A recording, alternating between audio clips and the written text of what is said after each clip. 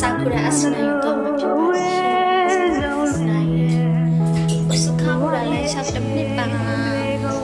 စာရာမျိုးချင်းပြောဆုံးတွေ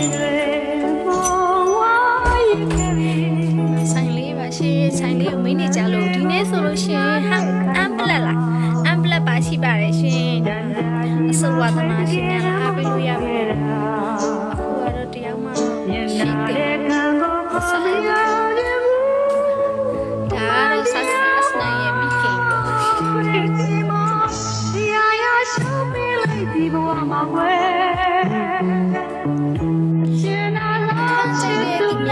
ခံလေးရှိတယ်နော်ခံလေးရှိပါတယ်ရှင်ခန်းဆိုရင်လျှောက်ရှိအောင်ဆက်